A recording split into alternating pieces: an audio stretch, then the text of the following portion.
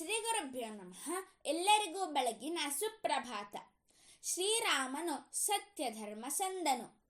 ಧರ್ಮಾತ್ಮ ಸತ್ಯಸಂಧಶ್ಚ ರಾಮೋ ದಾಶರಥೀಯಧಿ ಪೌರುಷೇ ಛ ಪ್ರತಿದ್ವಂದಃ ಶೈರನಂ ಜಹಿರಾವಣಿಂ. ಲಕ್ಷ್ಮಣನು ತಾನು ಹೂಡಿದ ಬಾಣಕ್ಕೆ ಹೇಳಿದ ಮಾತಿದು.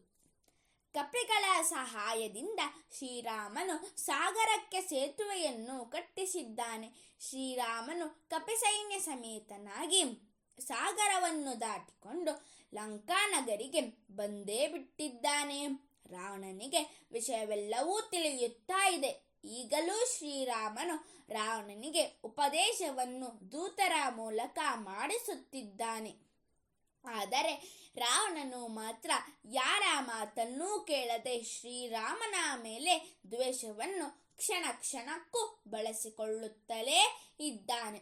ಸರಿ, ಯುದ್ಧವು ಪ್ರಾರಂಭವಾಗಿಯೇ ಬಿಟ್ಟಿತು. ರಾವಣನ ಪುತ್ರ ಇಂದ್ರಜಿತ್ತು. ಇವನು ಮಹಾಮಾಯಾವಿ ಹಾಗೂ ಅತ್ಯಂತ ಪರಾಕ್ರಮಶಾಲಿ. ಇಂದ್ರಜಿತ್ತು ಕಪಿಸೈನ್ಯವನ್ನೆಲ್ಲ ಸಂಹಾರ ಮಾಡುತ್ತಿದ್ದಾನೆ. ಇದನ್ನು ಕಂಡು ಶ್ರೀರಾಮನಿಗೆ ಇಂದ್ರಜಿತ್ತಿನ ಮೇಲೆ ಕೋಪವು ಉಂಟಾಗಿದೆ.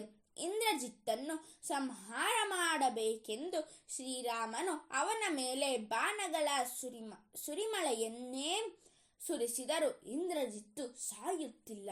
ಏಕೆಂದರೆ ಇಂದ್ರಜಿತ್ತಿನ ರಹಸ್ಯವು ಶ್ರೀರಾಮನಿಗೆ ತಿಳಿದಿರಲಿಲ್ಲ. ಆಗ ವಿಭೀಷಣನು ಶ್ರೀರಾಮನಿಗೆ ಇಂದ್ರಜಿತ್ತಿಗೆ ಇದ್ದ ವರದ ರಹಸ್ಯವನ್ನು ತಿಳಿಸುತ್ತಾನೆ. ಶ್ರೀರಾಮನೇ, ನಿನ್ನ ಕೈಯಿಂದ ಇಂದ್ರಜಿತ್ತು ಸಾಯುವಂತಿಲ್ಲ. ಲಕ್ಷ್ಮಣನಿಂದಲೇ ಇಂದ್ರಜಿತ್ತಿಗೆ ಮರಣವು ಸಂಭವಿಸಬೇಕಾಗಿದೆ. 14 ವರ್ಷಗಳ ಕಾಲ ಬ್ರಹ್ಮಚರ್ಯನಿಷ್ಠನೂ ಗುರುಭಕ್ತನೂ ಆದ ಲಕ್ಷ್ಮಣನಿಂದ ಮಾತ್ರವೇ ಇಂದ್ರಜಿತ್ತಿಗೆ ಮರಣ ಉಂಟಾಗಬೇಕು ಎಂದು ವಿಭೀಷಣನು ಶ್ರೀರಾಮನಿಗೆ ತಿಳಿಸುತ್ತಾನೆ. ಶ್ರೀರಾಮನ ಆಜ್ಞೆಯಂತೆ ಲಕ್ಷ್ಮಣನು ಧನುಸ್ಸಿನಲ್ಲಿ ಬಾಣವನ್ನು ಹೂಡಿ ಆ ಬಾಣವನ್ನು ಕುರಿತು ಈ ಮೇಲಿನ ವಾಕ್ಯವನ್ನು ಹೇಳುತ್ತಾನೆ.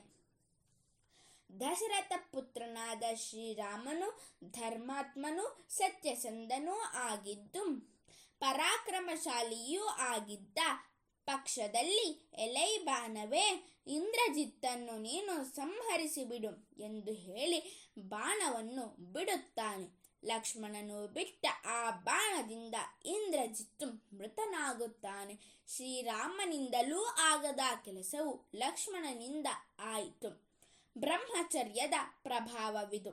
ಸರ್ವೇ ಜನಾಃ ಸುಖಿನೋ ಭವಂತು, ಸಕಲ ಸನ್ಮಂಗಲಾನಿ ಭವಂತು, ಲೋಕಾಃ ಸಮಸ್ತಾಃ ಸುಖಿನೋ ಭವಂತು. ಧನ್ಯವಾದಾಃ.